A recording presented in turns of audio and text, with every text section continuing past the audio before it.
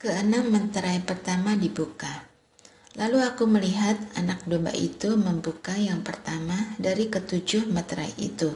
Dan aku mendengar yang pertama dari keempat makhluk itu berkata dengan suara bagaikan bunyi guru, "Mari." Aku melihat sesungguhnya ada seekor kuda putih dan orang yang menungganginya memegang sebuah panah dan kepadanya dikaruniakan sebuah mahkota. Lalu ia maju sebagai pemenang untuk merebut kemenangan. Ketika anak domba itu membuka meterai yang kedua, aku mendengar makhluk yang kedua berkata, "Mari." Lalu majulah seekor kuda lain, seekor kuda merah seperti nyala api, dan orang yang menungganginya dikaruniakan kuasa untuk mengambil damai sejahtera dari atas bumi, sehingga mereka saling membunuh, dan kepadanya dikaruniakan sebilah pedang yang besar.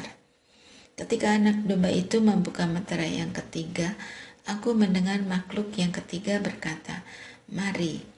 Aku melihat sesungguhnya ada seekor kuda hitam dan orang yang menungganginya memegang sebuah timbangan di tangannya.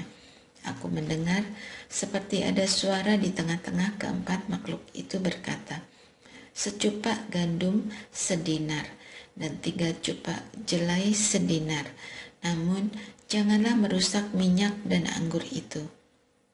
Ketika anak domba itu membuka meterai yang keempat, aku mendengar suara makhluk yang keempat berkata, "Mari." Aku melihat sesungguhnya ada seekor kuda hijau kuning dan orang yang menungganginya bernama Maut, dan kerajaan maut mengikutinya. Kepada mereka diberikan kuasa atas 1/4 dari bumi untuk membunuh dengan pedang dan dengan kelaparan dan sampar dan dengan binatang-binatang buas yang di bumi. Ketika anak domba itu membuka meterai yang kelima, aku melihat di bawah mezbah jiwa-jiwa mereka yang telah dibunuh oleh karena firman Allah dan oleh karena kesaksian yang mereka miliki. Mereka berseru dengan suara nyaring, "Berapa lamakah lagi ya penguasa yang kudus dan benar, engkau tidak menghakimi dan tidak membalaskan darah kami kepada mereka yang tinggal di bumi?" Mereka masing-masing diberikan sehelai jubah putih, dan kepada mereka dikatakan bahwa mereka harus beristirahat sedikit waktu lagi, hingga genap jumlah kawan-kawan pelayan dan saudara-saudara mereka yang akan dibunuh sama seperti mereka.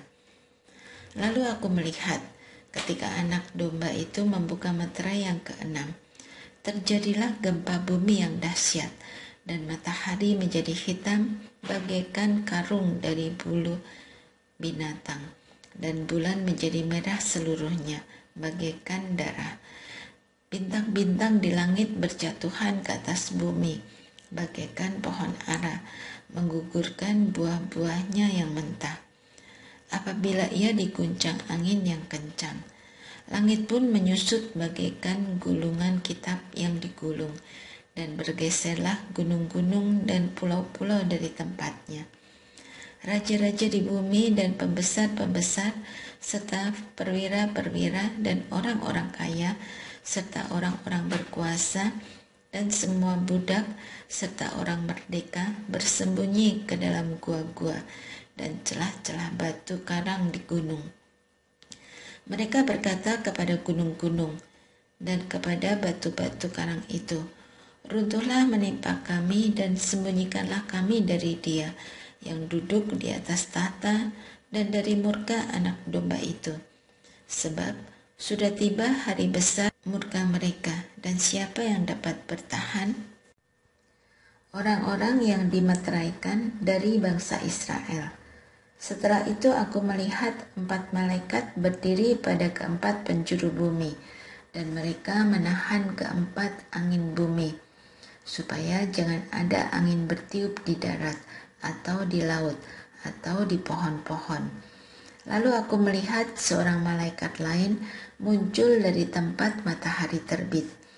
Ia membawa meterai Allah yang hidup, Ia berseru dengan suara nyaring kepada keempat malaikat yang diberi kuasa untuk merusak bumi dan laut. Janganlah merusak darat atau laut atau pohon-pohon sebelum kami memeteraikan hamba-hamba Allah kami pada dahi mereka.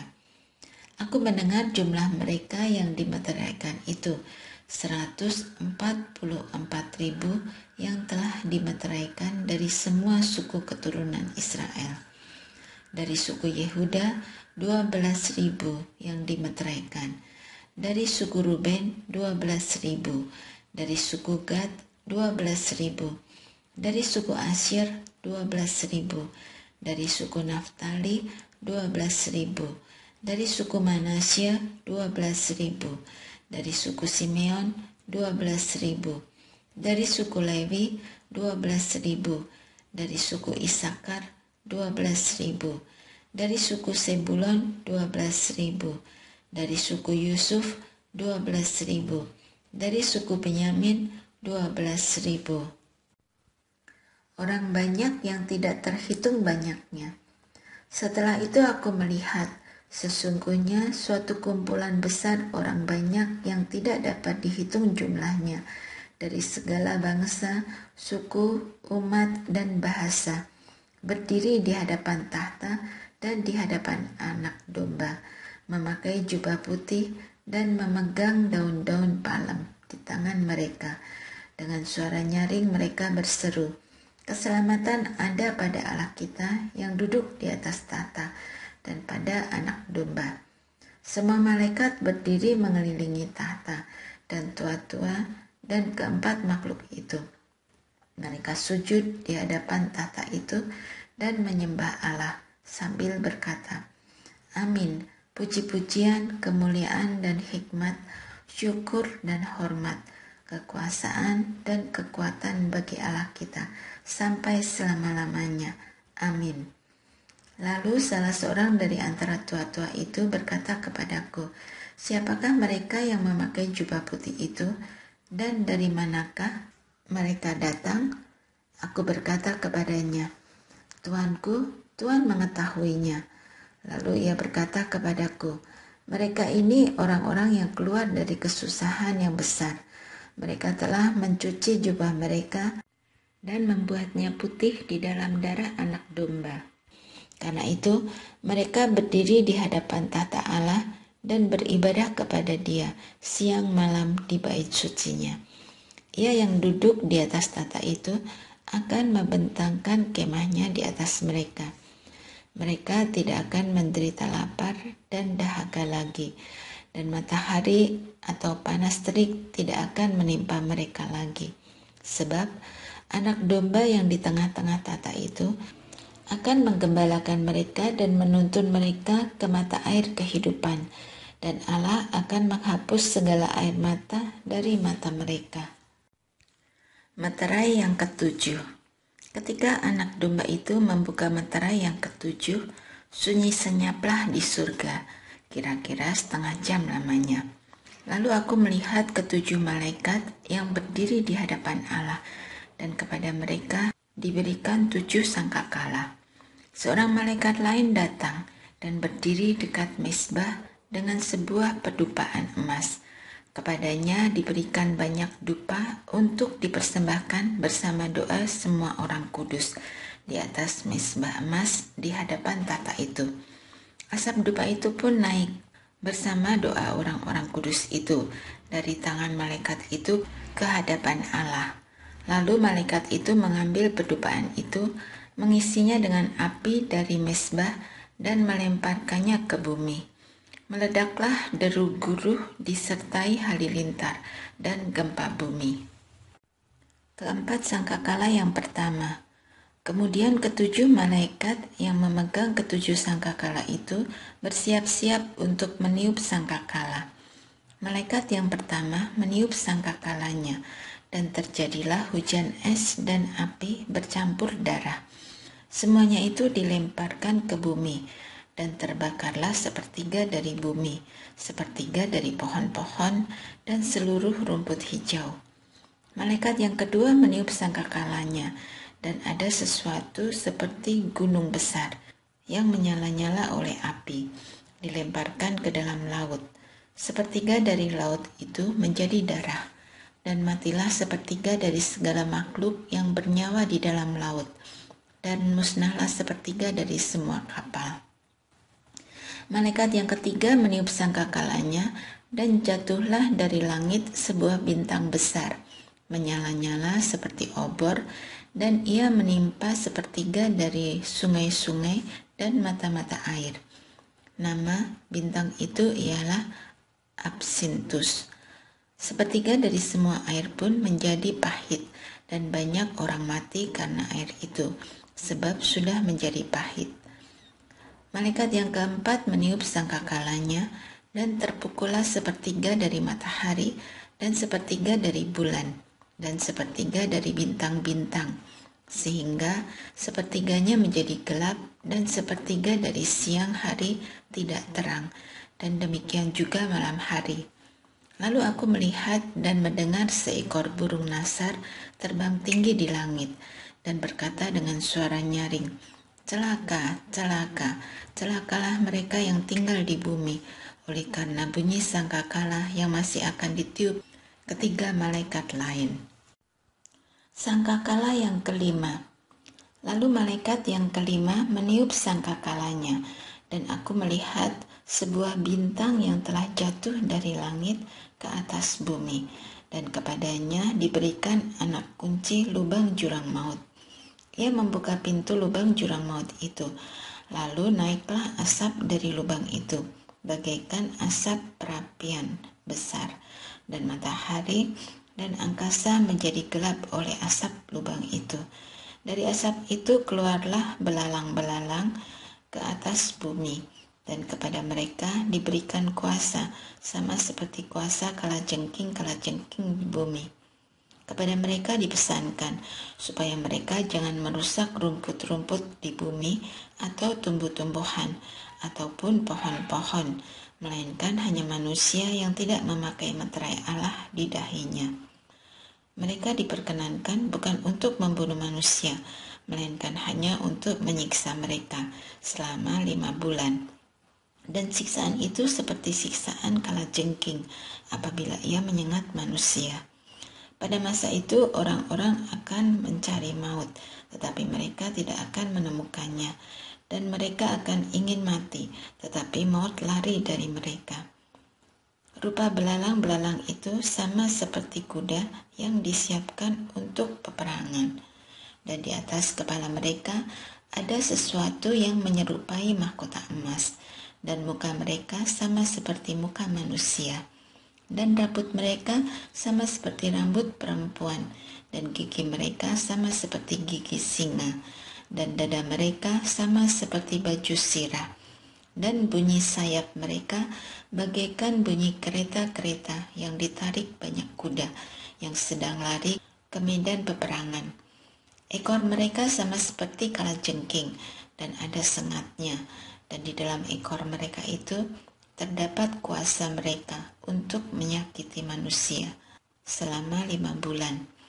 Raja yang memerintah mereka ialah malaikat jurang maut, namanya Abaddon dalam bahasa Ibrani dan Apollyon dalam bahasa Yunani. Celaka yang pertama sudah lewat, sekarang akan menyusul 2 celaka lagi. Sangkakala yang keenam. Lalu malaikat yang keenam meniup sangkakalanya, dan aku mendengar suatu suara keluar dari keempat tanduk misbah emas yang di hadapan Allah, dan berkata kepada malaikat yang keenam yang memegang sangkakala itu, "Lepaskanlah keempat malaikat yang terikat dekat sungai besar Efrat itu." Lalu dilepaskanlah keempat malaikat yang telah disiapkan bagi jam dan hari, bulan dan tahun untuk membunuh sepertiga dari umat manusia. Jumlah tentara itu 200 juta pasukan berkuda. Aku mendengar jumlah mereka. Demikianlah aku melihat dalam penglihatan ini kuda-kuda dan orang-orang yang menungganginya. Mereka memakai baju sirah, warnanya merah api, biru dan kuning belerang. Kepala kuda-kuda itu sama seperti kepala singa, dan dari mulutnya keluar api, asap, dan belerang. Oleh ketiga malapetaka ini, dibunuh sepertiga dari umat manusia, yaitu oleh api, asap, dan belerang yang keluar dari mulutnya.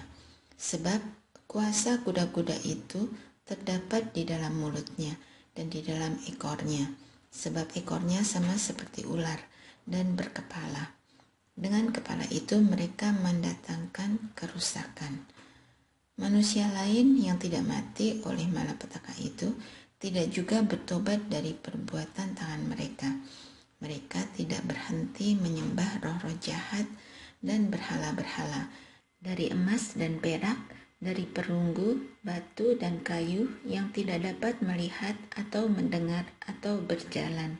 Dan mereka tidak bertobat dari pembunuhan, sihir, percabulan, dan pencurian. Kitab terbuka. Lalu aku melihat seorang malaikat lain yang kuat turun dari surga, berselubungkan awan, dan ada pelangi di atas kepalanya. Dan mukanya sama seperti matahari, dan kakinya sama seperti tiang api. Dalam tangannya, ia memegang sebuah gulungan kitab kecil yang terbuka. Ia menginjakkan kaki kanannya di atas laut dan kaki kirinya di atas darat. Dan ia berseru dengan suara nyaring sama seperti singa yang mengaum. Sesudah ia berseru, ketujuh guru itu memperdengarkan suaranya. Sesudah ketujuh guru itu selesai berbicara, aku mau menuliskannya. Tetapi aku mendengar suatu suara dari surga berkata, "Meteraikanlah apa yang dikatakan oleh ketujuh guru itu, dan janganlah engkau menuliskannya." Kemudian malaikat yang kulihat berdiri di atas laut dan di atas darat mengangkat tangan kanannya ke langit, dan ia bersumpah demi Dia yang hidup selama-lamanya, yang telah menciptakan langit dan segala isinya, dan bumi dan segala isinya, dan laut dan segala isinya. Katanya, tidak akan ada penundaan lagi, tetapi pada waktu bunyi sangkakala dari malaikat yang ketujuh, apabila ia meniup sangkakalanya, akan genaplah keputusan rahasia Allah, seperti yang telah ia beritakan kepada hamba-hambanya, para nabi.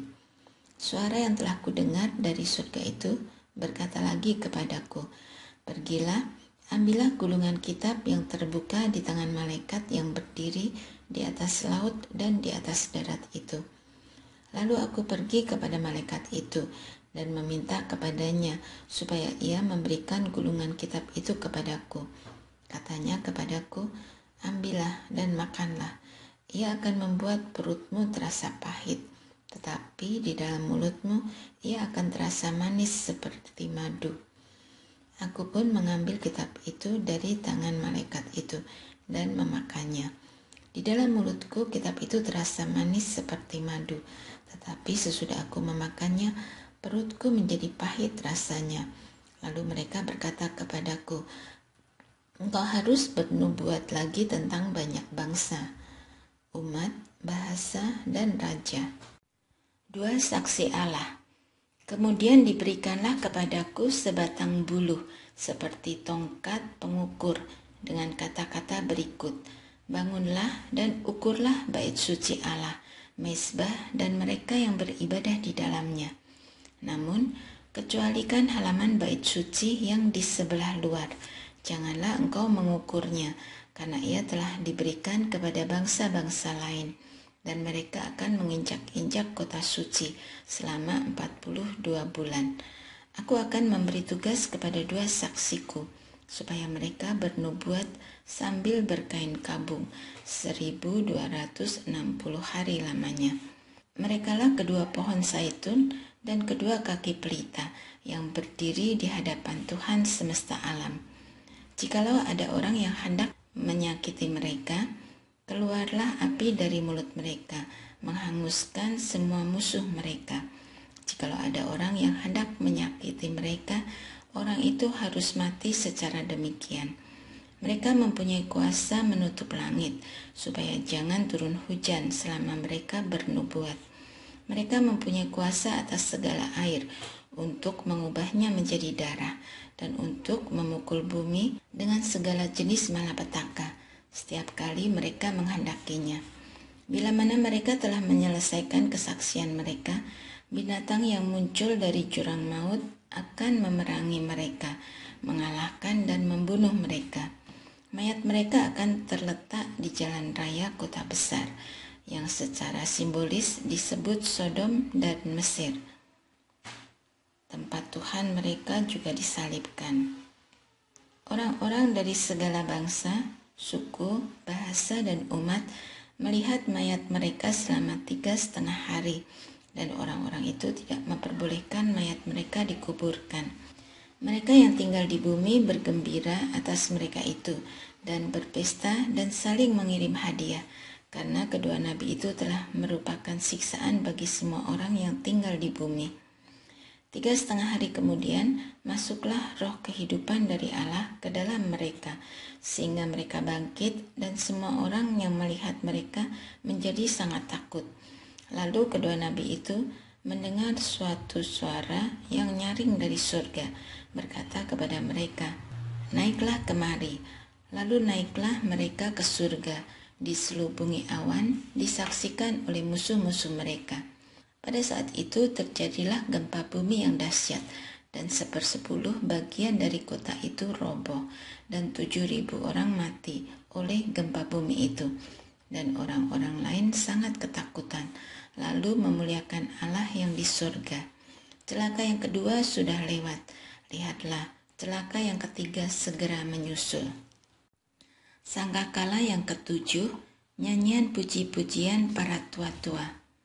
Lalu malaikat yang ketujuh meniup sangkakalanya, dan terdengarlah suara-suara nyaring di dalam surga, katanya, "Pemerintahan atas dunia dipegang oleh Tuhan kita, dan Dia yang diurapinya, dan Ia akan memerintah sebagai Raja sampai selama-lamanya." Ke-24 tua-tua yang duduk di hadapan Allah di atas tahta mereka sujud dan menyembah Allah sambil berkata, "Kami mengucap syukur kepadamu ya Tuhan Allah yang Maha Kuasa, yang ada dan yang sudah ada, karena Engkau telah memangku kuasamu yang besar dan telah mulai memerintah sebagai Raja. Semua bangsa telah marah, tetapi telah datang amarahmu dan saat untuk menghakimi orang-orang mati dan untuk memberi upah kepada hamba-hambamu, nabi-nabi dan orang-orang kudus, dan kepada mereka yang takut akan namamu, kepada orang-orang kecil dan orang-orang besar, dan untuk membinasakan siapa saja yang membinasakan bumi." Lalu terbukalah bait suci Allah yang di surga, dan kelihatanlah tabut perjanjiannya di dalam bait suci itu, dan kilat pun memancar, bunyi guruh menderu, dan terjadilah gempa bumi dan hujan es lebat.